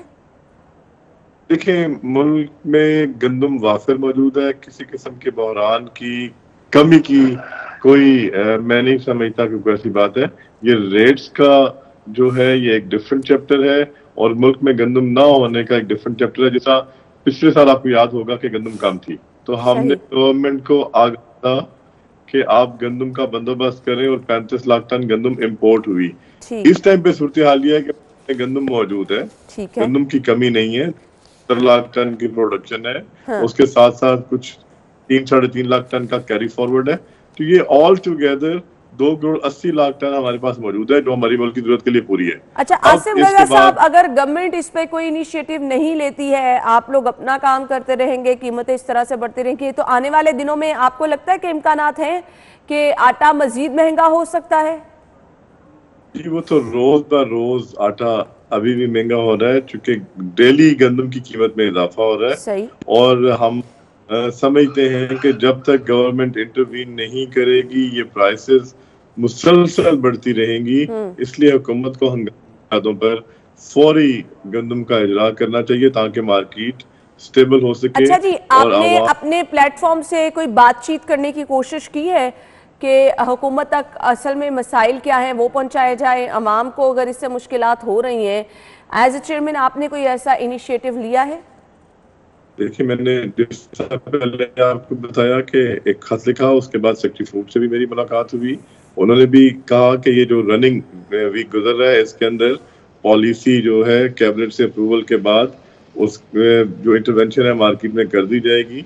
लेकिन इस टाइम तक चूंकि मिनिस्टर फूड जो है उनके फादर इन लॉ की डेथ हुई थी, तो शायद 1-2 दिन का गैप आया, लेकिन प्रोसेस में है मामलात, और होपफुली इस वीक के एंड तक क्लियर हो जाएंगे। ठीक है जी, आसिम रजा साहब हमारे साथ मौजूद थे, chairman Punjab flour mill association. लेकिन मुझे मामले का हल कुछ निकलता नज़र नहीं आ रहा, बल्कि यही नज़र आ रहा है कि मज़ीद आगे कीमतें बढ़ेंगी। फ्लोर मिल एसोसिएशन की जानिब से जो मौक़िफ़ आया ये भी आपने जान लिया कि जी उनका काम नहीं है, ये हुकूमत जो है वो इसमें पार्टिसिपेट करे। हुकूमतों की जिम्मेदारी होती है सस्ती चीज़ें फराहम करना, तो हुकूमत इस पर क्या किरदार अदा कर रही है वो तो आप सभी लोगों के सामने है। हर रोज़ कीमत बढ़ने की ही बातें की जा रही हैं। तो एक ब्रेक की तरफ जाना है, ब्रेक से वापस आएंगे तो अपने मेहमानों से आपकी मुलाकात कराएंगे। हमारे साथ ही रहिएगा। वेलकम बैक नाज़रीन, प्रोग्राम के इस हिस्से में हम एक बहुत ही ज़बरदस्त चीज़ आप लोगों के साथ शेयर करने वाले हैं। आप सभी लोग इस बारे में जानते हैं, ये एप्लीकेशन बहुत ही तेज़ी से इस्तेमाल की जा रही है, और इसकी कुछ फीचर्स जो आपको नहीं पता वो हम आपके साथ शेयर भी करना चाहेंगे। इसके इस्तेमाल के लिए क्या क्या चीज़ें जो हैं आपको फ़ायदा पहुंचा सकती हैं वो भी आपके साथ शेयर करना चाहेंगे। जी मैं बात कर रही हूँ चीते ऐप के हवाले से, जो कि पाकिस्तान में तेज़ी से इस्तेमाल हो रही है, और पाकिस्तान के दीगर शहरों में भी इसका इस्तेमाल जो है हम देख रहे हैं कि जी मतवातर बढ़ता चला जा रहा है। और आपको ये भी मैं बताती चलूँ कि वो लोग जो कि इसका इस्तेमाल नहीं कर रहे उनको क्या नुकसान हो रहा है वो भी हम आपके साथ शेयर करेंगे। इसका इस्तेमाल आपके लिए फ़ायदा क्या पहुँचा सकता है, ये एप्लीकेशन है क्या, इसके अहम फीचर्स क्या हैं, ये हम आज के शो में डिस्कस करने वाले हैं। हमारे साथ स्टूडियो में हमारे जो मेहमान मौजूद हैं, तारुफ आपके साथ कराना चाहूँगी, चीफ ऑफ स्टाफ चीते शहरबानो काजिम साहब ने हमें ज्वाइन किया है। अपनी मेहमान को खुशामदीद कहेंगे। अस्सलाम वालेकुम। वालेकुम सलाम आना, thank you so much for inviting me. Thank you so much, आपके वक्त का भी बहुत बहुत शुक्रिया। सबसे पहले मैं कुछ अहम फीचर्स इसके ऐप के जानना आपसे चाहूँगी। बहुत सारे लोग इस्तेमाल तो कर रहे हैं, लेकिन वो लोग जो कि अभी हमें देख रहे हैं और उनको इस एप्लीकेशन के बारे में नहीं पता, बताइएगा कि वो लोग क्या चीज़ इस्तेमाल नहीं कर रहे। ज़रूर। तो चीते एक डिलीवरी ऐप है और समझे एक सुपर ऐप है जिसपे हम खाने की मैं वैसे इस तरह की चीज़ों को ब्लेसिंग कहती हूँ, सीरियसली। मैं भी ब्लेसिंग ही कहती हूँ। मैं दिन में 6 दफ़ा तो खुद ऑर्डर कर रही होती हूँ। सही।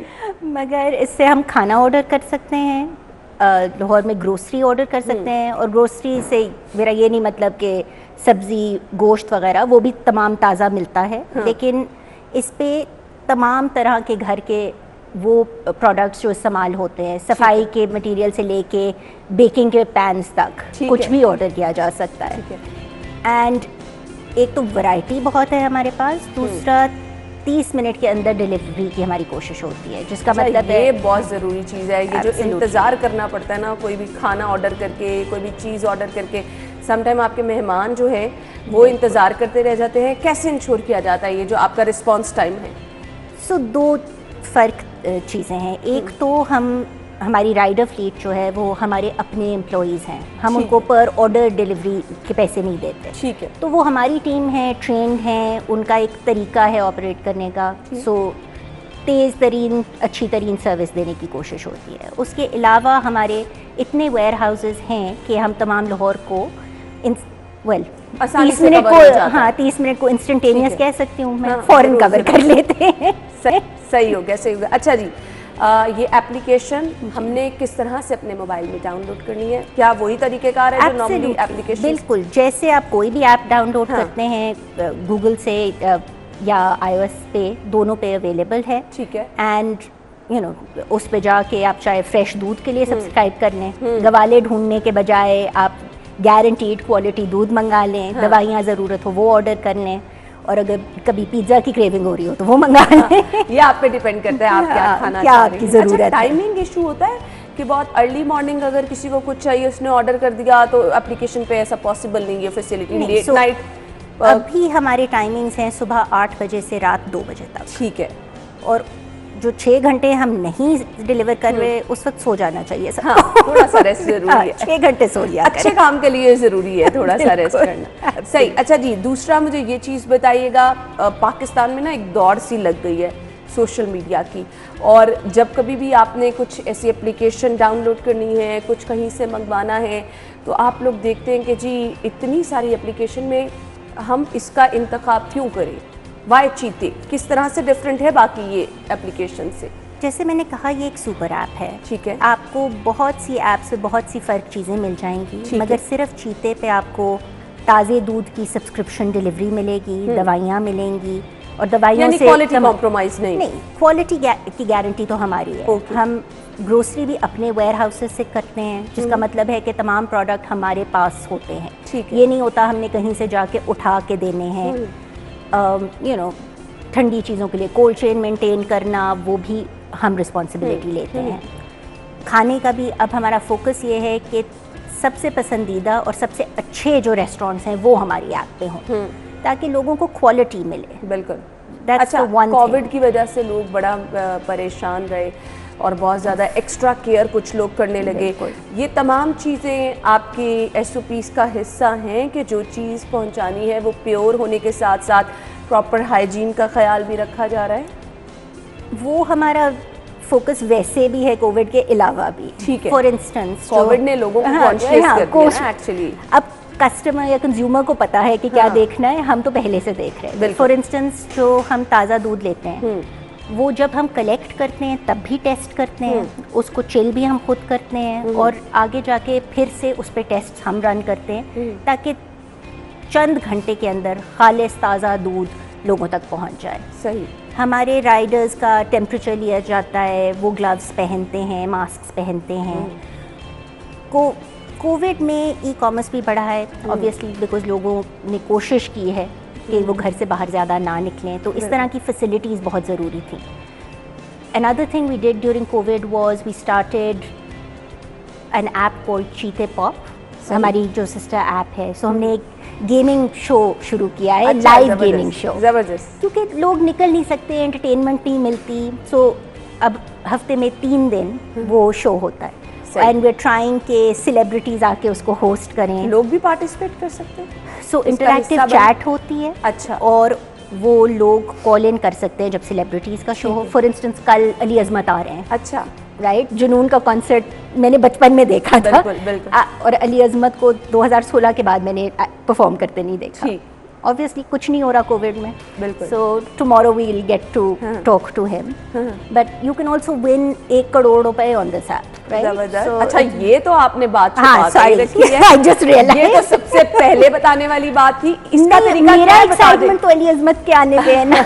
1 करोड़, लेकिन लोग 1 करोड़ का भी किस तरह से ये पैसे जीते जा सकते हैं? So it's a trivia show, live होता है, 10 सवालों के जवाब दें। तो जितने लोग सक्सेसफुली 10 का जवाब दें उनको डेली प्राइस जो है वो डिवाइड हो जाता है। फिर आप कुछ रैंडम नंबर सिलेक्ट करते हैं, अगर वो नंबर मैच कर जाएं तो एक और सवाल होता है। मैटर करेगी जी, वो तो किस्मत हर चीज में मैटर करती है बेटा, ऐसे थोड़ी होता है। बिल्कुल। But we had 5 winners so far, not of the crore, but 3 लोगों ने 2.5 लाख जीते हैं। ठीक है। 2 ने 1-1 लाख जीता है। So not doing badly for a gaming show. ना होने से ये भी बहुत बेहतर है। बहुत अच्छा है। इनाम तो इनाम ही होता है। अच्छा जी, आजकल हम लोग क्या जी, कहीं पे सेल लिखा देखा, कहीं पे डिस्काउंट लिखा देखा, और नहीं भी कुछ चाहिए ना, मैं खुद ऐसे ही होती हूँ कि मैं कहती हूँ अच्छा एक दफ़ा विजिट कर लो अगर नहीं भी कुछ लेना तो। डिस्काउंट्स हमेशा लोग ढूंढते हैं, कुछ ऐसी स्पेशल चीज़ें भी रखी जाती हैं टाइम टू टाइम ताकि ज़्यादा से ज़्यादा लोग इंटरेक्शन करें। सो हमारी एक क्लियरेंस कैटेगरी है। ठीक है। सो कुछ प्रोडक्ट्स जो इंटरेस्टिंग होते हैं वो क्लियरेंस कैटेगरी में अवेलेबल होते हैं हर वक्त। ठीक है। उसके अलावा हमारी पार्टनरशिप्स होती हैं बहुत सी और कंपनीज़ के साथ जो डिस्काउंट्स देते हैं अपने प्रोडक्ट्स पे। मगर अगर आप ये पूछ रहे हैं कि क्या हम लोगों को क्वालिटी कॉम्प्रोमाइज़ करके बहुत वो तो सस्ती होना भी नहीं चाहिए ना। हम वो नहीं करते। ठीक है। सो राइट, थिंग्स आर अवेलेबल, अच्छी डील्स भी होती हैं, मगर ये नहीं होता कि प्राइस कम करने के लिए क्वालिटी पे कॉम्प्रोमाइज करें। तो नहीं ऐसा होता कि अगर कुछ ईद आई है, कोई 14 अगस्त है, तो एप्लीकेशन थोड़ा सा स्लो काम कर रही है, तब लोगों को जल्दी चाहिए होती हैं चीज़ें? नहीं, बिल्कुल भी नहीं। ठीक है। एप्लीकेशन तो फॉर्चुनेटली इंटरनेट पे चल रही है ना, तो वो बिल्कुल वैसे ही चलती है। सही जी। तो आप टाइमली भी, क्वालिटी कॉम्प्रोमाइज़ भी नहीं है, आपको जो चीज़ आप मंगवा रहे हैं एज इट इज़ मिलेगी। अच्छा, कुछ शॉपिंग, हम ग्रॉसरी की बात करें, खाने पीने की बात करें, कुछ ख़वातीन ड्रेसेस देख के भी मंगवाना चाहती हैं, कुछ ऐसा प्लान है या भी ये भी चीज़ें चल रही हैं? प्लान्स बहुत है। 4 हमने फ़र्क बिजनेसेस तो शुरू करनी है, अनकरीब और भी करेंगे। सही। ये बिजनेस ही ऐसा एक सुपर ऐप बनने के लिए हमने तमाम वो चीज़ें ऑफर करनी है जो हमारे कस्टमर्स को चाहिए। सही। अच्छा जी, आपने कहा कि जी आप अपनी ग्रॉसरी के अलावा दीगर चीज़ें भी, कुछ डिटेल बता दें ताकि लोगों का माइंड बन जाए कि अगर उन्होंने ये चीज़ें घर का सामान खरीदना है तो वो लोग चीता ऐप से जो है वो आराम से बैठ के खरीदारी कर सकते हैं। राइट। सो ग्रोसरी के अंदर हमारे पास एक्सटेंसिव चीज़ें हैं, मतलब कुछ इंपोर्टेड प्रोडक्ट्स भी हैं, लेकिन ताज़ा गोश्त फॉर इंस्टेंस जो अमूमन ऑनलाइन नहीं मिलता, so fresh meat instead of frozen वो अवेलेबल है। हमारे पास containers, baking goods, baking products, वो तमाम चीज़ें अवेलेबल है। कुछ महीने पहले हमें एहसास हुआ कि ताज़े दूध की क्वालिटी के बहुत मसले आ रहे थे। वो हर वक्त न्यूज़ में भी आ रहा होता है कि पता नहीं क्या मिलावट हो गई, और मिलावट ना भी हो तो गवाला आपका रेफ्रिजरेटेड ट्रक में नहीं पहुंचा रहा दूध और गंदे बर्तन में ला रहा है, तो कंटामिनेट तो हो गया। बिल्कुल। सो हमने कहा कि हमारे कस्टमर्स को दूध की सब्सक्रिप्शन चाहिए, हम वो भी ऑफ़र करेंगे। सो फ्रेश काउ मिल्क हम अब करते हैं। हम लाहौर में हमारी फार्मेसी भी अवेलेबल है, उसमें ओवर द काउंटर वाली दवाइयाँ तो हैं ही, मतलब डिस्प्रिन, एस्प्रिन वगैरह तो मिलती ही है, मगर तमाम प्रिस्क्रिप्शन ड्रग्स भी अवेलेबल हैं। सो हमारी कोशिश यही है कि घर बैठे जितनी ज़रूरतें पूरी कर दें वो कर दें। बिल्कुल। और यही लोग चाहते हैं कि जी आजकल लोग इतने वो हो गए ना आराम पसंद से, वो चाहते हैं कि जो जो चीज़ें घर बैठ के उनको मिल जाएं उस जैसा तो कुछ है ही नहीं। हम यहीं से गुफ्तगू का सिलसिला आगे बढ़ाएंगे। अभी एक ब्रेकिंग न्यूज़ है जी, मैं आपके साथ वो शेयर करती चलूँ। अहम खबर हमारे पास है करोल गाँव से, जहाँ पर तजावुज़ात के खिलाफ ऑपरेशन किया गया है। और आपको ये मैं बताऊँ, हमने ब्रेक की तरफ जाना है, ब्रेक के बाद वापस आएंगे, हमारे साथ ही रहिएगा। वेलकम बैक नाज़रीन। चीते आप कैसे इस्तेमाल कर सकते हैं, इतनी अमेजिंग और सुपर एप्लीकेशन आपके पास मौजूद है जिससे आप घर बैठे कुछ भी ऑर्डर कर सकते हैं। टाइम और क्वालिटी, सबसे पहले बहुत दुख होता है कि जब आप इतने शौक से कोई चीज़ मंगवा रहे हो और आप इंतज़ार कर रहे हो, जब खोल के देखें तो वो बिल्कुल गुस्सा तो आता ही आता है, आप परेशान होकर रह जाते हैं। लेकिन अगर आप चीते एप्लीकेशन इस्तेमाल कर रही हैं तो इस तरह के मसाइल का सामना आपको नहीं रहेगा। हमारे साथ शहरबानो मौजूद हैं, हम उनसे बातचीत का सिलसिला आगे बढ़ाएंगे। हमने आपको बताना है कि किस तरह से अगर आप चीते इस्तेमाल करेंगे तो आपको प्रॉब्लम नहीं होगी। अच्छा जी, लोग बड़ा वो कंसर्न रहते हैं कि अच्छा कुछ आया है तो हमें कुछ सजेशन भी पुट करनी है। अगर कुछ ख़राब आ गया, समटाइम हो ही जाता है, हमारे यहाँ वेदर ऐसा है, रास्ते में डिलीवरी के टाइम अगर कोई प्रॉब्लम हो जाए तो ये चीज़ें साथ साथ चलती हैं। कहीं पे किसी ने अपनी शिकायत दर्ज करानी है या सजेशन देनी है, ऐसा प्लेटफॉर्म है कोई? एब्सोल्युटली, हमारा अपना कॉल सेंटर है, ठीक है, जहां आप चैट के ज़रिए या कॉल करके बातचीत कर सकते हैं। ठीक है। उसके अलावा हमारा सोशल मीडिया पे ऑब्वियसली पेजेस हैं, सो उधर भी मैसेज दिया जा सकता है। ठीक है। और काफ़ी बड़ी टीम है तो हर वक्त रिस्पॉन्सिव रहते हैं। अच्छा, काफ़ी बड़ी टीम है तो आप मुझे ये बता दें कि आपकी टीम किस तरह से चल रही है, रात की क्या है, कितने लोग इस टीम का हिस्सा हैं? सो जैसे मैंने कहा, हमारे राइडर हमारी टीम का हिस्सा हैं, वो पार्ट टाइमर्स नहीं हैं, they work for us full time. So Riders मिला के, कॉल सेंटर स्टाफ मिला के, हमारे अपने जो ऑफिसेज हैं कर आके तकरीबन 1800-2000 लोग तो होंगे। ठीक है। और हम कई शहरों में ऑपरेट करते हैं, तो द स्प्रेड ओवर दैट। सबसे ज़्यादा ऑब्वियसली हेड ऑफिस यहाँ है तो लाहौर में स्टाफिंग है। और हायरार्की वाइज 4 फ़र्क बिजनेसेस हैं, उनके अंदर पूरी टीम्स हैं, मगर एक इंक्लूसिव एनवायरनमेंट है तो ज़्यादा हायरार्किकल कुछ भी नहीं है। हम सब एक इदारे के लिए काम कर रहे हैं। ज़बरदस्त। अच्छा, मुझे ये बताइएगा कि आपने बताया कि एक इदारे के लिए काम कर रहे हैं, कोई एक भी आपका वर्कर जो है वो अगर अच्छा काम नहीं कर रहा ना तो प्रॉब्लम हो जाती है। वर्कर्स को मॉनिटर करना, टाइमली वो आ रहे हैं, अपनी ड्यूटी सर अंजाम दे रहे हैं, और फिर टाइम पे पहुंचना, इसका कोई प्रॉपर आपका मॉनिटरिंग सिस्टम तो होगा? हाँ जी, एब्सोल्युटली। हर टीम के अपने इंडिकेटर्स हैं जो उन्होंने मीट करने होते हैं, हर शख्स के इंडिविजुअल के इंडिकेटर्स होते हैं। ठीक है। हम ट्रेनिंग्स भी करवाते हैं, तो अगर कोई मसला आ रहा हो वो होता है। सुपरवाइजर्स भी होते हैं टीम्स के अंदर।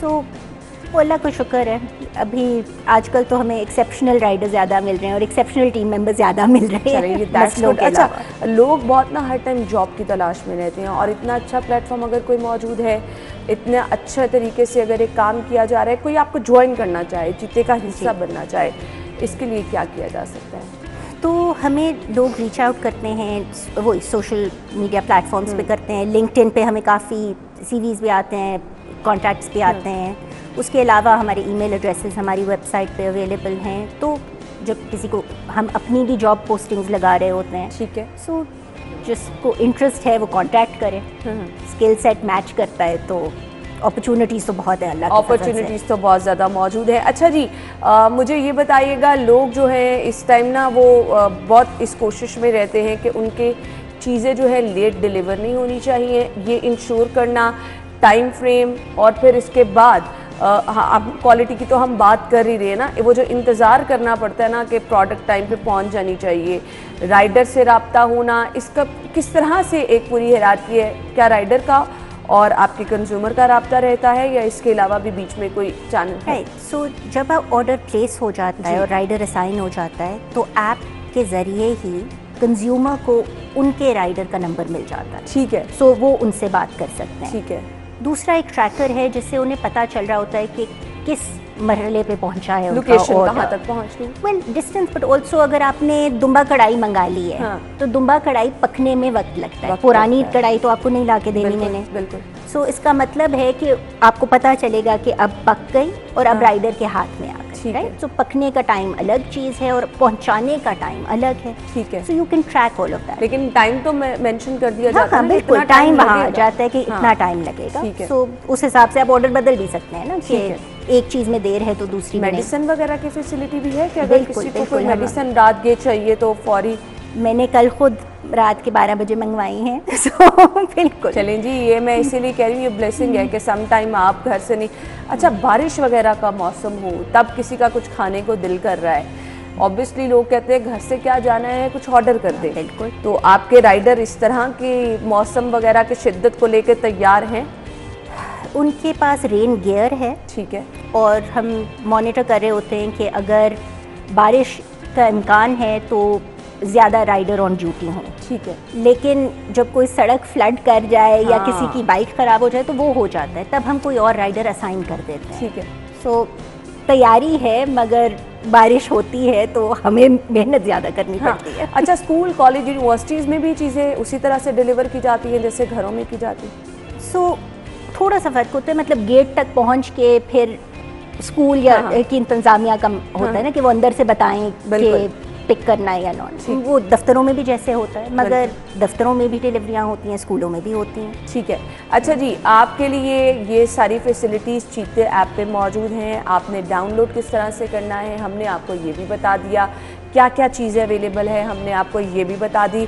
मैसेज मैंने आपसे लेना है, इतने ज़बरदस्त तरीके से आप इस एप्लीकेशन को लेके चल रही हैं, कुछ फ्यूचर प्लान्स बताइएगा और स्पेशल मैसेज जो आप देखने वालों को देना चाहें।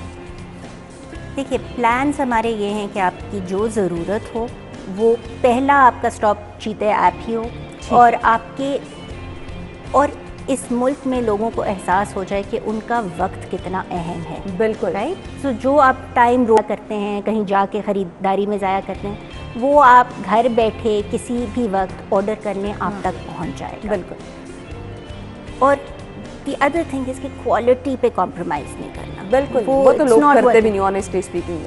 नहीं, वो हमने देखा है कि कुछ लोग हर वक्त के 30% कीमत पे ले लो, मुफ्त उठा लो, मतलब वो वाली चीज़ें अव्वल तो खाने की चीज़ों में वैसे ही नहीं करना वैसे ही चाहिए, नहीं क्योंकि करना बाद में जो बीमारियाँ होंगी वो बिल्कुल। कौन भुगताएगा। मगर इन एनी केस क्वालिटी पे कॉम्प्रोमाइज़ ना हम करना चाहते हैं ना हम करेंगे। ठीक है। So the message would be just बहुत अपॉर्चुनिटीज़ हैं इस मुल्क में, बस ढूंढ लें, करना शुरू कर दें। हाँ, आपने निकलना है, अपने लिए खुद कुछ तलाश करना है, चल के चीज़ें आपके पास नहीं आती हैं। हाँ, लेकिन सौदा नहीं तलाश करना। हाँ। सौदा हम ला के देंगे। सौदा ला के देंगे, लेकिन इसके लिए आपको एप्लीकेशन डाउनलोड करनी है, उसका इस्तेमाल करना है, क्वालिटी जो है उस पर कॉम्प्रोमाइज़ नहीं होगा, आपको तंग बिल्कुल नहीं किया जाएगा, टाइम पर आपको आपकी चीज़ें पहुंच जाएंगी अगर आप चीते एप्लीकेशन का इस्तेमाल करेंगे। थैंक यू सो मच, बहुत बहुत शुक्रिया। इसी तरह से मुस्कुराती रहे, विश यू गुड लक, क्योंकि ये जो काम लोगों के लिए घर बैठे आसानी बनाना है ना, मेरे ख्याल से इससे बड़ी ब्लेसिंग कोई नहीं हो सकती। तो ये सुपर एप्लीकेशन मौजूद है, आपने इसको डाउनलोड करके इससे फ़ायदा उठाना है। बहुत बहुत शुक्रिया, थैंक यू सो मच। नाज़रीन, हम ब्रेक लेंगे, ब्रेक के बाद आपको ज्वाइन करेंगे, हमारे साथ ही रहिएगा। ब्रेक के बाद एक बार फिर से आपको खुशामदीद कहेंगे। प्रोग्राम के इस हिस्से में हम शामिल करने वाले हैं सेगमेंट्स, जिसमें सबसे पहले जी मेरे पास हैं जी डिफरेंट मोबाइल रेट्स। अगर आप मोबाइल ख़रीदना चाह रहे हैं और आप सोच रहे हैं जी आपने कौन सा मोबाइल लेना है, ओप्पो के आज डिफरेंट हमारे पास मॉडल्स मौजूद हैं। ओप्पो A5 मोबाइल अगर आप ख़रीदना चाहेंगे तो ये आपको कितने रुपए में मिलेगा? 31,999 रुपये में ये आप मोबाइल ख़रीद सकते हैं। इसके बाद जी ओप्पो A53 मोबाइल है, और अगर आप ये ख़रीदना चाह रहे हैं और इसकी कीमत 27,999 रुपये।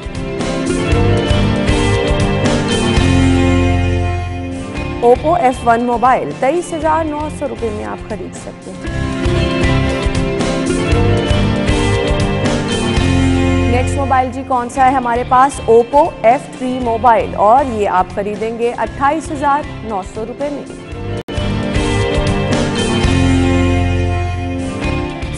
मोबाइल के रेट तो आपने जान लिए, सब्जियों के रेट जो कि आज हमने अपने न्यूज़ सेगमेंट में जिक्र भी किया कि सब्जियां महंगी होती चली जा रही हैं, तो आज के रेट क्या हैं ये जानते हैं आज के भाव में। मार्केट में हसनैन मौजूद हैं जो कि हमें बताएंगे सब्जियां किस कीमत पर मिल रही हैं। Over to you Hasnain.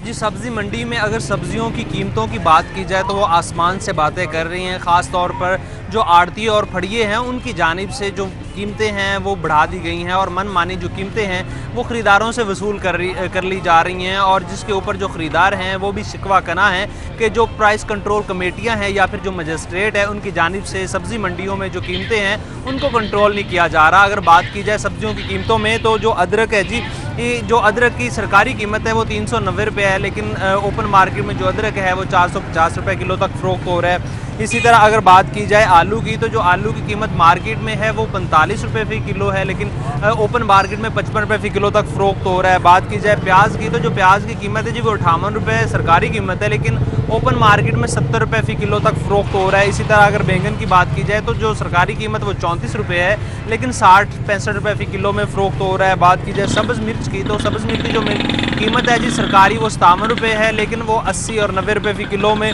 फ़रोख्त हो रही है। इसी तरह अगर बात की जाए खीरा देसी की तो जो सरकारी कीमत है वो तकरीबन 65 से 70 रुपये फ़ी किलो के दरमियान है, लेकिन 100 और 110 रुपये किलो में ओपन मार्केट में खीरा फ़रोख्त हो रहा है। बात की जाए जी टमाटर की तो जो टमाटर की कीमत है वो 55, 50 और 60 रुपये फ़ी किलो है सरकारी कीमत, लेकिन अगर बात की जाए ओपन मार्केट में तो वो 70 रुपये फ़ी किलो तक फ़रोख्त हो रहे हैं। इसी तरह जो लहसुन चाइना है जी उसकी जो सरकारी कीमत है वो 235 रुपये फ़ी किलो है, लेकिन 250, 260 और 270 रुपये फ़ी किलो में लहसुन ओपन मार्केट में फ़रोख्त हो रहा है। मेथी की जो कीमत है सरकारी वो 217 रुपये है, लेकिन 250, 260 और 300 रुपये किलो तक भी जो मेथी है वो ओपन मार्केट में फ़रोख्त हो रही है। इसी तरह अगर मटर की बात की जाए तो जो सरकारी कीमत है जी वो 217 से लेके 230 रुपये फ़ी किलो के दरमियान है, लेकिन ओपन मार्केट में जो मटर है वो 280, 290 और 300 रुपये फ़ी किलो तक फ़रोख्त हो रहा है। इसी तरह अगर लीमू देसी की बात की जाए तो जो सरकारी कीमत है वह 210, 220 और 230 रुपये किलो है, लेकिन ओपन मार्केट में 190 और 200 रुपये फ़ी किलो में फ़रोख्त हो रहा है। इसी तरह अगर घिया कद्दू की बात की जाए तो सरकारी कीमत 32 रुपये है, लेकिन ओपन मार्केट में 50 रुपये फ़ी किलो में फ़रोख्त हो रहे हैं। इसी तरह अरबी की बात की जाए तो सरकारी कीमत 47 से 55 रुपये फ़ी किलो है, लेकिन ओपन मार्केट में 60, 70 और 80 रुपये फ़ी किलो तक अरबी फ़रोख्त हो रही है। इसी तरह अगर दीगर सब्जियों की कीमतों की बात की जाए तो जो टिंडे हैं जी, टिंडे देसी वो 200 रुपये फ़ी किलो तक फ़रोख्त हो रहे हैं। इसी तरह अगर बात की जाए जो भिंडी है वो भिंडी 100 रुपये फ़ी किलो, अगर गाजर चाइना की बात की जाए तो वो 120 रुपये फ़ी किलो है। अगर करेलों की बात की जाए तो वो 160 और 170 रुपये फ़ी किलो में फ़रोख्त हो रहे हैं जी। तो हसनैन को देख के पता चल रहा है कि वो किस तरह से परेशान भी हैं सब्जियों की कीमतें बताते हुए। इतनी ज़्यादा कीमतें होंगी तो लोग तो परेशान होंगे। अच्छा जी, हमने अब आपको बताने मीट रेट। सब्जियां तो चले महंगी हैं ही हैं, मीट के रेट हमने आपको बताने हैं। थोड़ा सा प्लान आप कर लेते हैं कि आपने ख़रीदारी करनी है। ज़ैनत शॉप के रेट हमारे पास हैं। बीफ पर केजी यहाँ से मिलेगा 600 रुपये किलो में। बीफ मिन्स आपने ख़रीदना है तो 706 रुपये किलो में यहाँ पर अवेलेबल है। मटन पर केजी आपको मिलेगा जी 1435 रुपये में। मटन मिन्स आप खरीद सकते हैं 1575 रुपये किलो। और इसके बाद चिकन के रेट है हमारे पास। जिंदा मुर्गी गवर्नमेंट रेट के मुताबिक 186 रुपये किलो में मिलेगी। इसका बना हुआ गोश्त 270 रुपये किलो में अवेलेबल है। इसके बाद जी हमारे पास हैं एग रेट्स। सबसे पहले रिटेल प्राइस के मुताबिक 171 रुपये दर्जन में आप अंडों की खरीदारी कर सकते हैं। होलसेल से अगर आप खरीदारी करने के लिए जाएंगे 169 रुपीज़ में आप अंडों की खरीदारी कर सकते हैं। और इसके बाद हमारे पास रेट हैं जी गोरमे के। अगर आप वहाँ जाएंगे 170 रुपये दर्जन में आप अंडों की खरीदारी कर सकते हैं। सो रेट्स आपके साथ शेयर कर दिए। अब आप बचत कैसे कर सकते हैं हम आपको बताएंगे बचत बाजार में।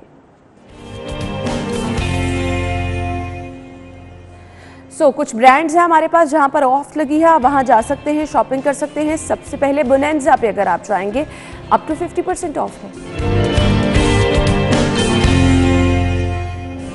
जे डॉट पे अगर आप जाएंगे अप टू 30% ऑफ है।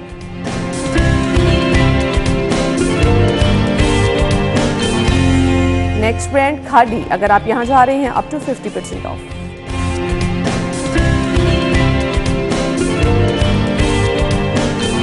इसके बाद अगर आप जा रहे हैं सिफायर पे अप टू 50% ऑफ है।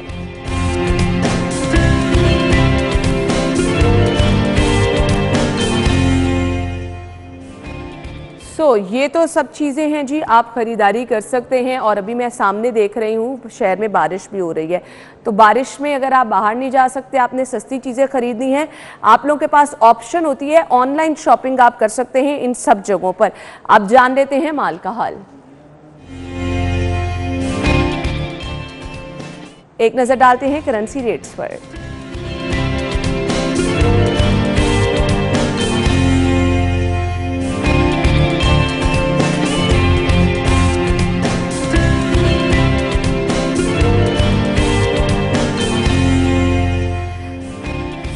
तो नाजरीन, इसी के साथ ही आपने अपना ख्याल रखना है। इंशाल्लाह कल आपसे मुलाकात करेंगे सेम टाइम पर, लेकिन नए मेहमानों के साथ, नए टॉपिक के साथ। अपना ख्याल रखिएगा। अल्लाह हाफिज़।